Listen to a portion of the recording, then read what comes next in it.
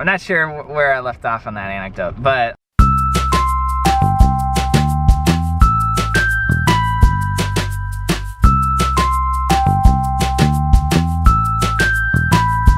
Seven Part 2 was fun, but it couldn't match 7 Part 1. So we'll see how seeing it in the IMAX 3D is. Yeah, it's fun to see them together. Yeah. I don't think, and I mean, we'll see if I have the stamina for this. Yeah. But I haven't watched them back to back before. No, I don't think I have either. And I think 7 Part 2 would benefit from watching them back to back. Because, frankly, it doesn't stand alone as its own movie very well. Maybe that's an unpopular opinion, but that's how I feel. It jumps around a lot. Yeah. So. And they kind of just randomly pick it up too. And they kind of just like, let's get to the fight, let's just get this over with. Yeah. But, yeah, it'll be fun. Yeah, I hope the theater's not super crowded. Yeah, well. We're so used to going to see movies where we're the only 2 people in the theater. Yeah. That I think we're gonna be surprised. But maybe it won't be as crowded as I'm thinking. Maybe we'll we're just see. not as cool. The tickets weren't as expensive as we thought. They're only like $6. Yeah, it was super cheap for to each do movie. this. So that was pretty crazy. Yeah. It makes it really worth it. Yeah. And you could have bought a pass to see like all the movies over the weekend, but that just seems like ain't nobody got time for that. No. Yeah. That would cure you of like Harry Potter. Yeah. Desire. Yeah. That came out wrong. Also, anybody watching not in the Northwest, this is the Northwest for you. Yeah, this is what makes it worth it, sitting through 2 movies inside. Yeah. We did go through a very muddy pumpkin patch earlier today, but yeah, muddiest ever. Yeah. Now we're ready to cozy up with 2 movies. All right. So 1 movie down. It's now dark out. Yeah. So, thoughts about seeing it again and in the IMAX? It was really good. I'm really glad it wasn't 3D. Yeah, I screwed that one up. I think I said 3D on the first part, but yeah, it was just 2D. Yeah. Which I prefer. I don't like 3D that much. Oh yeah. This is a lot better. Yeah. And the 7th Part 1 is definitely the best movie. Yeah, in my opinion.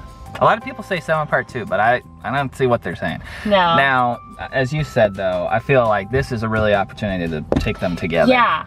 I've never watched them together, so I'm kind of excited to watch them actually together. And as a movie together, I think they're far and away the best. Oh yeah, definitely. Yeah. So, pretty exciting. Yeah.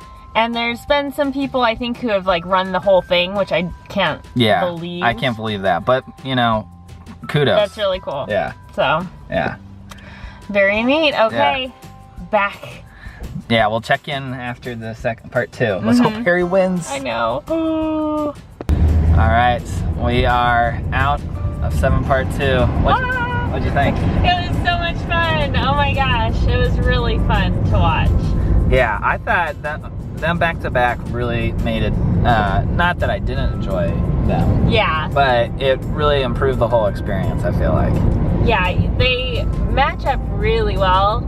And yeah, I don't know if I have the stamina to do that all the time, like anytime I watch those movies, but they're so good, those last movies. Yeah. And that's what I was thinking about too, is usually if we put them on at home, we're like, well, I've seen this, 20 times by this point. I can do other stuff and kind of dip in and out. But, being in the theater, you can't do that. And actually that is good in a way, because it makes you pay attention more. It's like super engrossing. Yeah. And like, it's neat to see that they really hold up. Like I still, even after seeing them multiple times, and then going to see it in the theater, I'm like, whoa, this is so good. Yeah. It was a fun group to see it with too, because of course everybody's fans. Yeah. And so there were a lot of sniffles. Oh my gosh. When was it that people were crying the most? Oh, I think it was when Harry Potter knew he was, spoiler alert. Yeah. When Harry Potter knew he was about to die and he was like talking with Hermione and Ron. I think that's when everybody like lost it. Yeah. Or Snape dying. Snape was the... Snape. Yeah. I have my issues with Snape. Yeah. There's, like, if a girl's not into you, a girl's not into you. Yeah, don't hold the candle and then do terrible stuff, and then when she dies, like, oh, well, now I'll be good. But I think Snape is a character where if you've only watched the movies, which a large portion of the Harry Potter fandom, that's the case for them, you like Snape more than if you read the books. Snape is a dick to more than just Harry in the books. Yeah. And I feel like that doesn't come across in the movies. So maybe he gets a sympathetic edit in the movies. But if I see one more well, bleep that. Always tattoo or always merchandise, it's like barf. But we've gone off on a rant. Yeah. But all in all, yeah, love the movies. Yeah, that was super fun. And I think our Harry Potter adventures are not over for this video. That's right. So you will see how we condition for these types of yes. long periods of, you know. Yeah. So we'll catch you then. Cool. Okay, so the other thing that we don't always do, but we should for Harry Potter movies, is to actually make Harry Potter food. So instead of the traditional like butterbeer or I don't know, what else is like a Harry Potter food? Bangers and mash or something. Bangers and mash, typical. Something very typical. We're going with another kind of British favorite, which would be meat pies. And so these ones, if I show you, here's our recipe. Ooh, focus, there we go. Molly's Magical Meat Pies. And there's all sorts of yummy things in here. Sausage, beef, garlic, and then of course pie crust. So I've started to prep things. I have our flour, potatoes, onions, and a bunch of raw meat. So now we just have to kind of put it all together. So here we go. Okay, so we have to first mince some garlic. And I tend to like more garlic than usual. So it says 1 clove, but we're going whole hog and doing 2.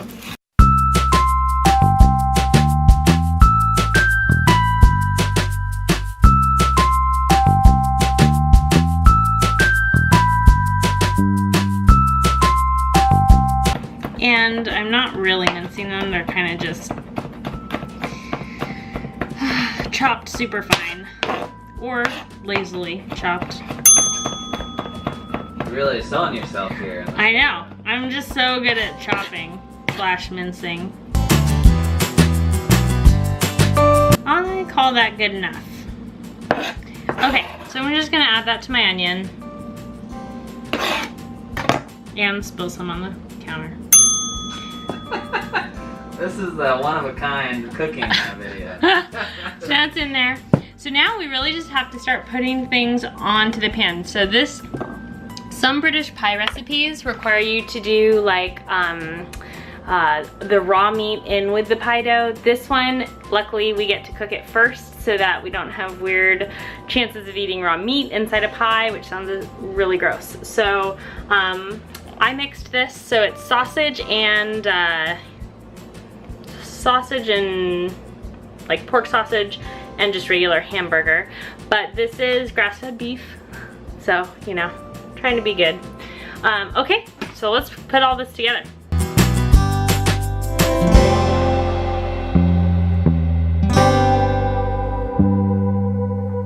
Okay, so now that my meat is getting nice and brown, steamerino. I'm gonna add some of the onions and garlic and kind of cook that down too. All right, woo, steamy. Okay, put that in and kind of stir it around. And one thing I didn't say about this was as the meat was cooking, I did put some salt and pepper on it. You missed out, but other than that, this is it. So then I'm gonna let these cook for a little bit longer, get some of the water out of them, because we don't want a super liquidy inside to our pies.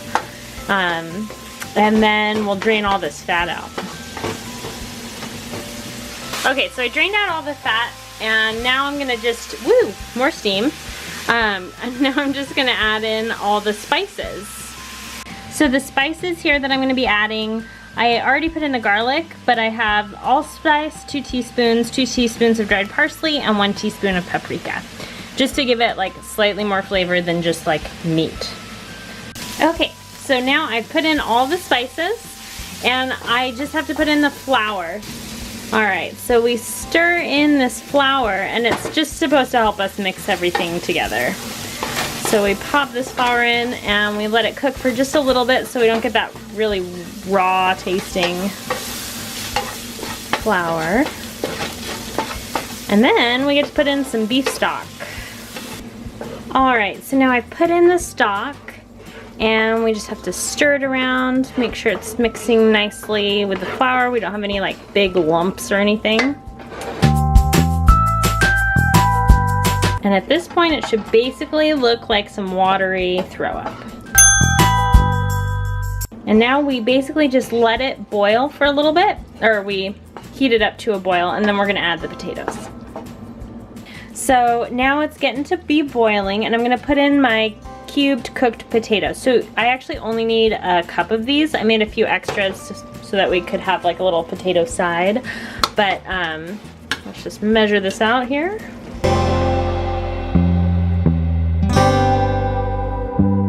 And then just stir these in too. And then I'm just actually gonna heat this until everything is heated through. The potatoes are kind of reheated. And they'll also add to kind of thicken this up so it's not so juicy inside the pie.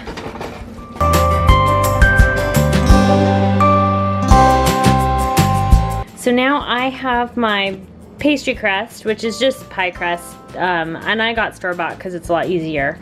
For me at least, it's less of a mess. So, and then you, so you can do any type of shape. They say if you want to make these pies, you could also do them in circles, but I'm gonna do a fun design with them. So I'm doing them in triangles. So quarter your pie slices and you'll have 2, a top and bottom, theoretically from the box. So just, you'll end up with 8 pies in all. And then for filling, you're gonna do a little less than like 1/3 of a cup, or about 1/3. And then plop it into your little hand pie. Once you've done that, I just folded it in half here, and I'm gonna have this little bitty tip top, but it'll end up looking like a witch's hat. And then if you have an extra pie crust, definitely you can use it to put designs on the top if you like, however you like doing it. And then there's our first little pie all done. You will want to prick it, though mine is falling apart, so we're just gonna call that good. Okay, so I have 3 of my pies going in. One looks a lot worse than the other 3, but that's okay. And then it says to have egg wash on it. I don't have any egg wash or eggs, so I'm going to probably put a little bit of milk on it, just so that it gets a little shiny. And then that first batch will go into the oven now for about, basically, it's at 375 for a bake time. Oh my gosh, I can't even remember the time. It's for 10 to 13 minutes. So I'll set our timer, and while I'm doing that, I'll probably make the next 4, and then I'll make our potato, some fried potatoes to go alongside. All right, well, they're out of the oven after about 13 minutes. And as they say in the Great British Bake Off, we have seepage. But my Deathly Hallows pies ended up turning out just fine. So there we go. Harry Potter pocket pies, and we'll give you the reviews in a little bit.